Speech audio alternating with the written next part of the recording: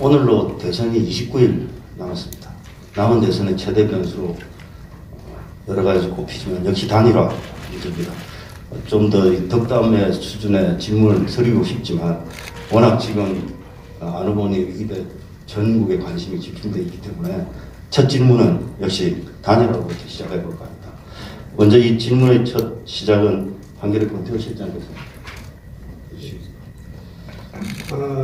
국민의힘 윤석열 후보가 최근에 후보 단일화를 배제하지 않겠다고 해서 야권 후보 단일화를 사실상 공론화에 나섰습니다. 이에 대한 안 후보님의 생각이 궁금합니다. 저는 제가 정권 교체의 주역이 되려 나왔습니다. 당선이 목표지 완주가 목표가 아닙니다. 저는 최선을 다해서 제가 어떤 사람이고 지금까지 어떻게 살아왔고 그리고 앞으로 대한민국의 비전에 대해서 그리고 또 구체적인 정책에 대해서 말씀드린다면 국민들께서 인정해 주실 거라고 생각합니다. 그리고 굉장히 귀중한 시간을 단일화에 거의 한 15분에서 30분 이렇게 쓰는 일은 없었으면 좋겠습니다. 최대한 압축해서. 예, 그렇게 말씀하셨는데 좀 죄송합니다. 그래도 한 가지 계속 좀 더 여쭤봐야 될 것 같은데요. 안 후보께서는 단일화 없다고 하시면서 이제 공개적으로 언급해서 진정성이 없다고 말씀하셨습니다. 제가 듣기에는 이 국민의힘이 단일화에 대한 의지, 실현 가능성보다 이런 문제 제기를 해서 정치적 이득을 얻으려는 게 아닌가라는 그런 판단을 하시는 것 같은데요. 그럼 어떻게 하면 진정성이 있다고 보실 수 있을 건지요?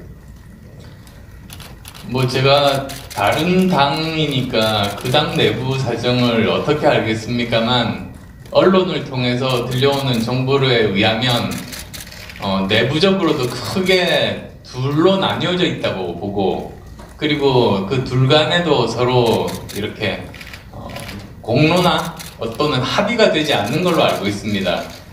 내부에서 합의가 되지 않은 그런 상황에서 어떠한 제안이 나올 수 있을까 그렇게 생각합니다.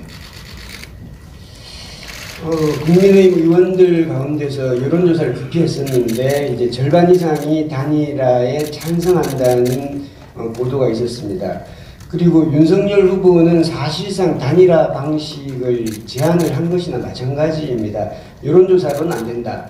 후보자 간 단판으로 하자. 어떻게 보면 2012년 안철수 문재인 단일화와 비슷한 방식을 제기한 셈인데요. 이런 방식이라든지 이런 형식에 대해서 어떻게 생각하십니까?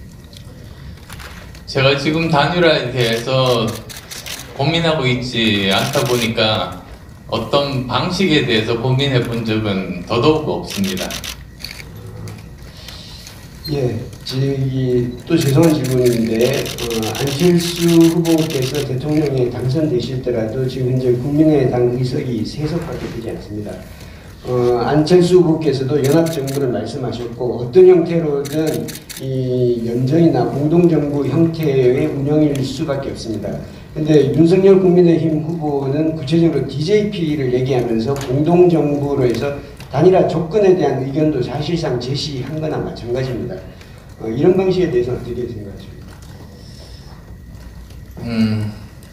저는 양당 어느 쪽이 집권을 하더라도 여전히 내각도 그렇고 국민도 그렇고 반으로 나뉘어져서 있을 거라고 생각합니다. 저는 오히려 저야말로 제가 유일하게 이런 실질적인 국민통합 내각을 만들 수 있는 적임자다라는 생각을 합니다. 저는 어디 빚진 것도 없습니다. 저는 어떤 문제를 해결하는데 가장 적합한 인재가 그것이 좌쪽에 있던 사람이든 우쪽에 있던 사람이든 그것 가리지 않고 널리 중용해서 쓸 수 있는 거의 유일한 사람이라고 생각합니다. 프랑스 마크롱 같은 경우도 저보다도 더 국회의원이 없었지 않습니까? 저는 그래도 몇 명이라도 있는데 거기는 한 명도 없었으니까요. 그렇지만 제일 먼저 한 일이 국민통합 내각을 만들고 거기서 좌우를 가리지 않고 내각을 구성했습니다. 그러다 보니까 70년 동안 못 고친 프랑스 병이라고 하는 노동개혁을 완수할 수가 있었습니다. 저는 그것과 마찬가지로 일단은 내각을 만들어서 제일 먼저 할 수 있는 일은 각 후보들의 공통된 공약에 대해서 먼저 진행을 하는 겁니다. 그러면 아무리 민주당 다수의 의석이라고 할지라도 그것은 통과하는데 큰 문제는 없지 않겠습니까? 그리고 또 그 과정 중에 아마도 여러 가지 대선 이후에 여러 가지 정치 구도가 국회 내에서도 바뀌는 이합 집산이 일어날 가능성이 저는 굉장히 많다고 봅니다. 지금 거대 양강들이 내부적으로 군들이 쩍쩍 갈라져 있다는 거 저는 알고 있습니다. 그래서 아마도 마음에 맞는 사람들끼리 그렇게 다시 재편이 일어날 수도 있는데 뭐 제가 거기에 관여하고 싶은 생각은 전혀 없습니다. 그리고 또 취임 한 달도 되지 않아서 지방선거가 있습니다. 4,000명에 달하는 전국에 있는 시도지사 그리고 지방의원들을 뽑는 선거입니다. 그러면 국민들은 대통령에 당선된 사람이 일할 수 있는 여건을 만들어 주시는 게 또 국민들이십니다. 마치 프랑스 마크롱 대통령 당선시켜 놓고 그 다음 총선에서 일당으로 만들어 준 것과 같은 위치입니다. 아마도 그렇게 일이 전개되지 않을까 생각합니다. 그래서 저는 오히려 그 세력이라는 게 뭡니까? 저는 그게 기득권 정치 세력의 국민을 속이는 거라고 생각합니다. 세력이 없으면 뭘 못한다? 저는 그게 이해가 안 됩니다. 세력이라는 게 결국은 우리나라 전체 인구 중에서 얼마나 많은 전문가들이 있습니까? 그리고 그 중에서도 정치권에 있는 사람도 있고 정치권 바깥에 있는 더 좋은 전문가들도 많습니다. 근데 한 거대 기득권 정당이 집권을 하면 인재풀을 자기 진영 내의 인재풀로 확 좁혀버리고 그 중에서도 또 대통령으로 당선된 사람이 한 번이라도 만나본 사람으로 인재풀을 좁히고 또 그 중에서도 자기 말 잘 듣는 사람으로만 인재풀을 좁히니까 결국은 남는 사람은 무능하고 부패한 사람 밖에는 남지 않습니다. 그러니까 우리나라가 결국 다른 모든 분야는 세계적인 수준이 되지만 정치가 하향 평준화를 시키는 것 아니겠습니까? 저는 다른 양당 거대 정당 후보들과 달리 유일하게 그렇지 않고 제대로 전국에 있는 인재를 골고루 등용할 수 있는 그런 사람이라고 생각합니다. 죄송한데 한 가지만 여쭤보겠습니다. 답변이 예상은 되는데요. 윤석열 후보가 DJP 연합을 제안한 거는 좀 더 구체적으로 얘기하면 안철수 후보에게 책임 총리를 제안하고 DJP하고 방식과 똑같이 국민의당 소속이든 여러 명의 이제 장관 추천권을 주는 형태로 더 구체화하는 그런 식의 제안도 가능하리라고 보는데 그런 식의 제안이 들었을 때는 어떻게 하시겠습니까?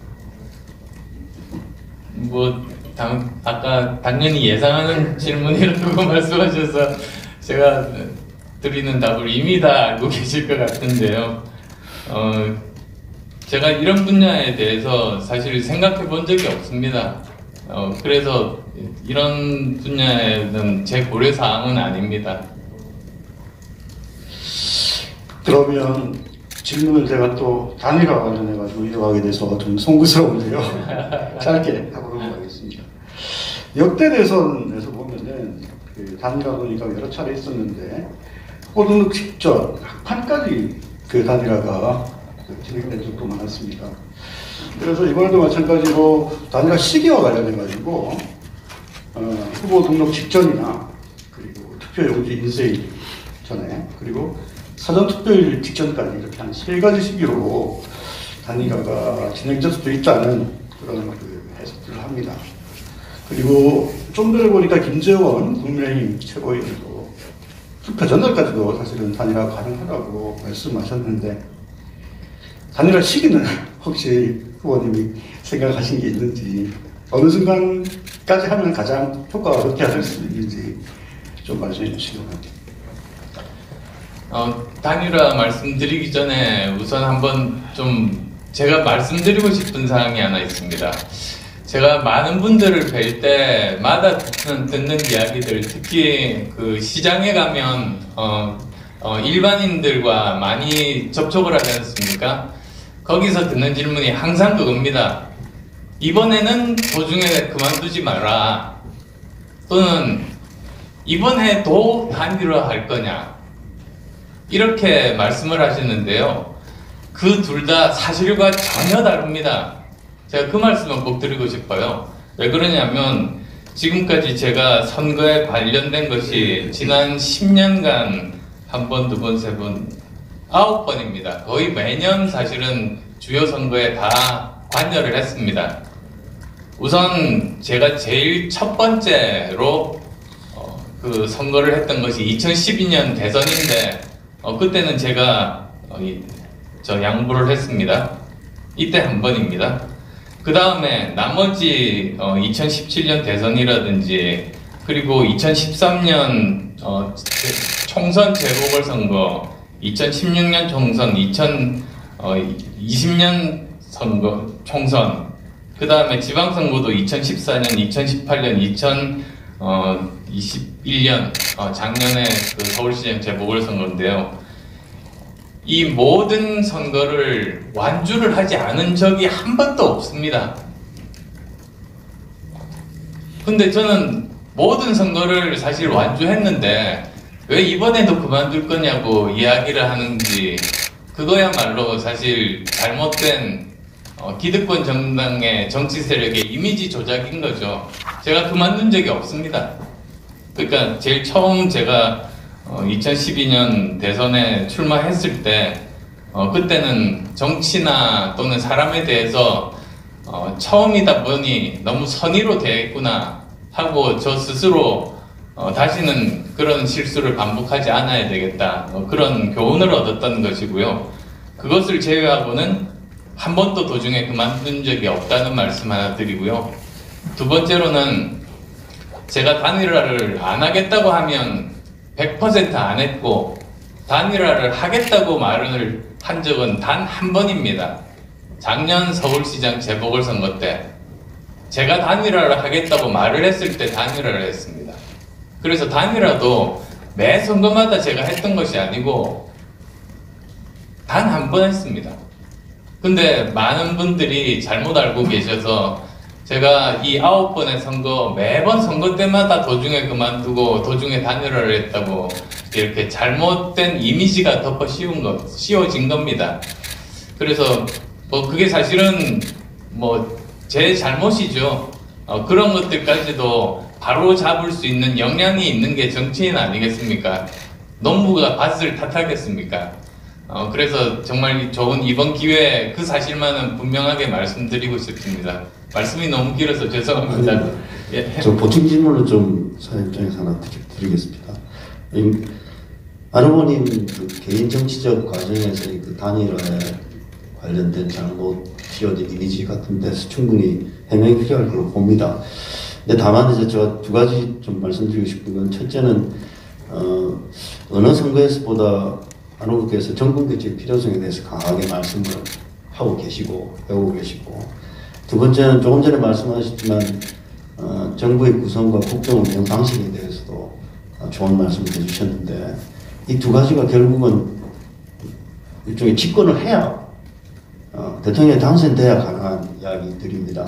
근데 현재의 지지율을 감안하면 29일간의 극적인 변화가 없으면 당선 가능성이 그렇게 높은 걸로 볼 수 없는데, 그렇다면 물론 개인적인 정치적 평가나 정치인 안철수에 대한 평가도 중요하지만 대한민국의 여러 가지 상황을 감안할 때 정권 교체가 중요하고 제대로 된 국가 운영이 필요하다면 그런 큰 대의적 차원에서 적어도 단일화 논의 자체를 원천적으로 배제하기보다는 그런 이상을 실현할 수 있는 조건이 충족이 되면 협상에 응해야 되지 않나, 이런 생각도 드는데 이 부분에 대해서는 어떻게 하는지 조금 추가로 답변 좀 해주셨으면 합니다.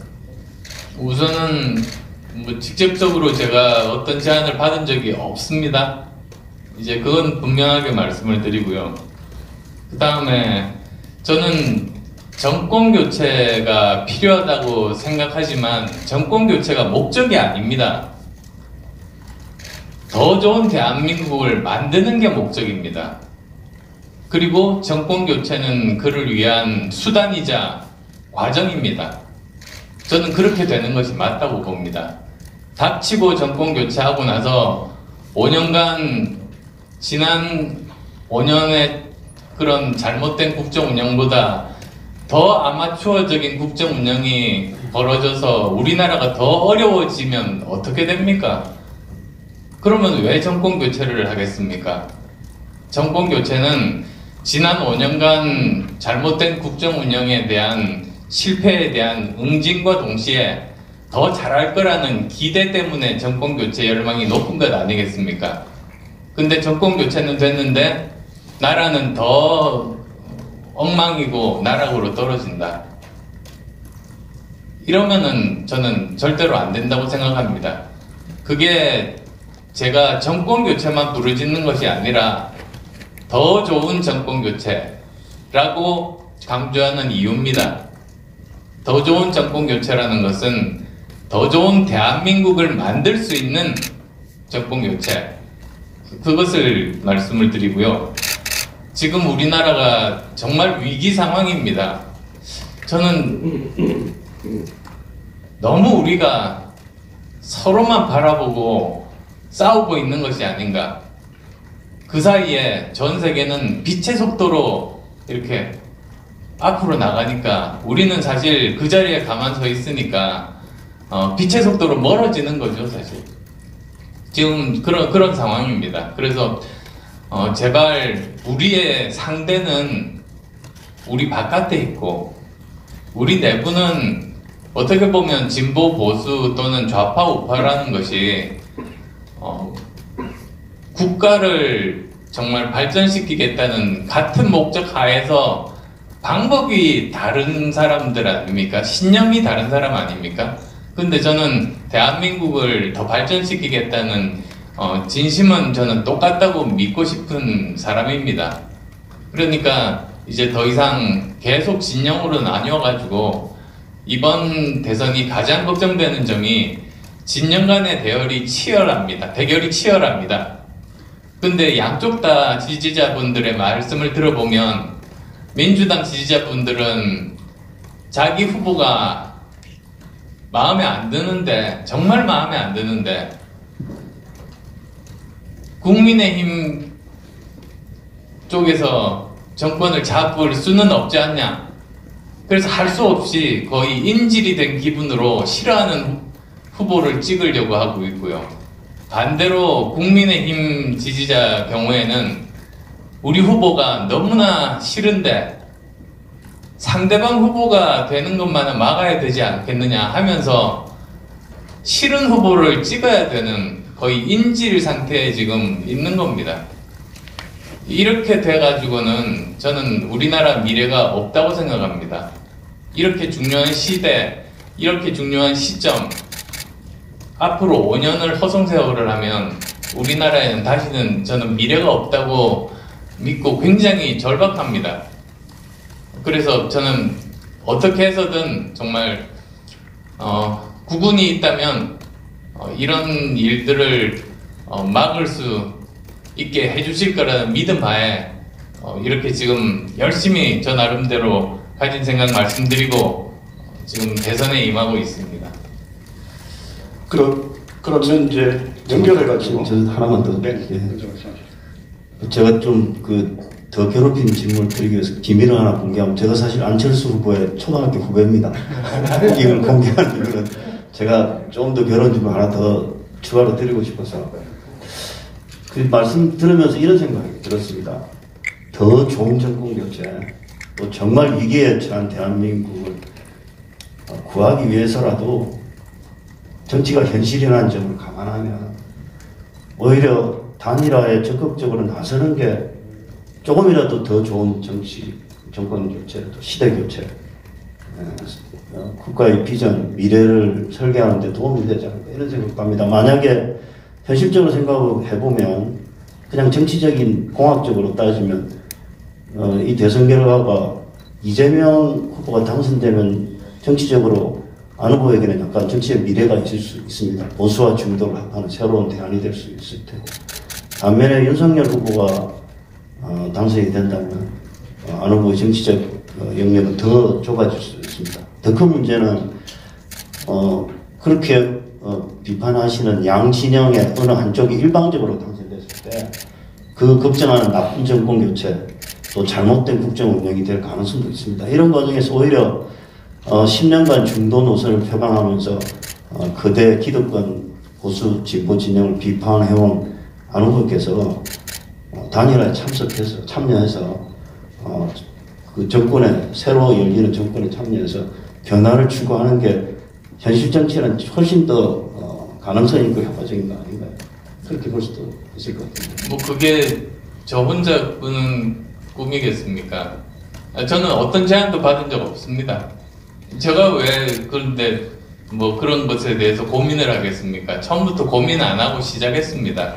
끝까지 갈 생각을 하고 시작했고, 저는 이번 대선에 나온 가장 큰 목적 중에 하나가 지금 대한민국이 이 글로벌 사회에서 얼마나 지금 위기에 처해 있는지를 많은 분들이 모르셔서 그것에 대해서 말씀을 드리고, 그리고 지금 이런 치열한 미국과 중국의 과학기술 패권 전쟁 속에서 앞으로 5년이 대한민국의 운명을 좌우할 중요한 시기인데 대한민국의 생존 전략이 무엇인가, 그걸 대한민국의 화두로 만들고, 그 다음 또 세 번째로는 앞으로 무엇을 먹고 살 것인가, 그것을 말씀드리러 나왔습니다. 20년 주기설 아시지 않습니까? 박정희 대통령께서 경제개발 5개년 계획을 하셨기 때문에 이런 중화학공업이라든지 선박이라든지 철강으로 80년대, 90년대 20년 먹고 살았습니다. 그 다음 김대중 대통령께서 초고속 인터넷망 설치하고 벤처 붐을 일으켜서 2000년대, 2010년대 20년 먹고 살았습니다. 근데 더 이상 새로운 성장 동력이 없고 경제 성장률은 떨어지고 청년 실업률은 높아집니다. 다음 대통령의 가장 중요한 역할 중에 하나가 바로 미래 먹거리, 미래 일자리를 이제는 4차 산업혁명 시대를 제대로 이해하고 그런 것들을 마련하는 것인데, 지금 거기에 대해서 제가 보기에는 거대 양당 후보 둘 다 문제의식이 없습니다. 그냥 나눠주기, 쌍파퓰리즘인데, 그러면 나라가 망할 게 뻔하게 보이는데 제가 저 혼자 마음 편하게 가만히 있어서 되겠습니까? 저는 그런 점들 국민들께 정말 간절하게 호소하고, 그래서 국민들께서 제 말씀에 동의를 하신다면 제가 당선될 수 있고, 만약에 그렇지 않다면 몇 년 지난 후에 안철수의 말이 맞았구나, 저는 그런 불행한 일이 없기를 바랍니다. 안 의원님 말씀대로 지금 선두를 달리는 후보가 이 미래에 대한 고민이 부족하거나 아니면 그런 내용들을 표 때문에 적극적으로 말씀을 못하고 있는 현실인 것도 사실인 것 같습니다.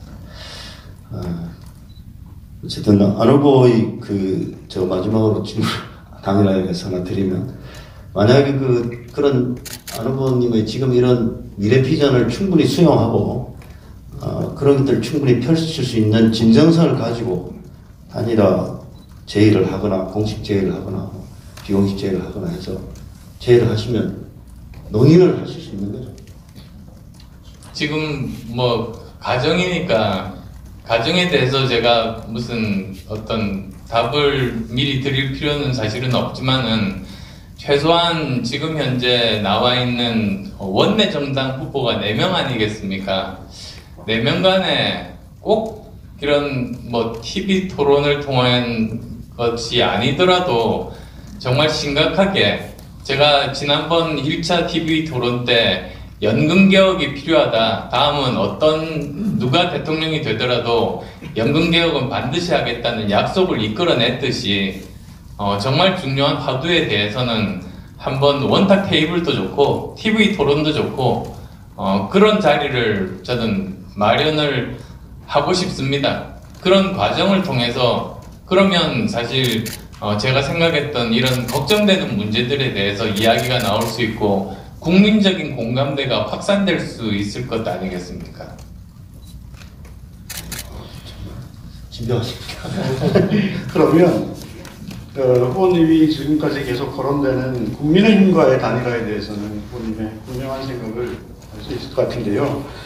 조금 측면을 달리 해서 후보님이 얼마 전에 연합정치를 말씀하셨어요. 저희들은 그게 연정이라고 해석하기도 하고 뭐 이런 해석을 하는데, 네, 또 민주당하고 이재명 후보는 공동정부 또는 뭐 통합정부 이런 쪽에 주장을 하고 있거든요. 마치 후보님의 연합정치하고 조금 연결되는 제목도 있는 것처럼 보이는데, 과연 민주당에서, 국민의힘이 아닌 민주당에서 후보님과의 단일화를 제안해 보시면 거기에 여지는 열어두고 계시는 건지, 그리고 아까 말씀하실 때 더 나은 대한민국을 위해서 이슈별로는 토론이 가능하다고 하셨는데, 그러면 지금 민주당에서 꺼내놓은 공동정부 또는 통합정부에 대해서는 논의할 생각이 있으신지 좀 궁금해요.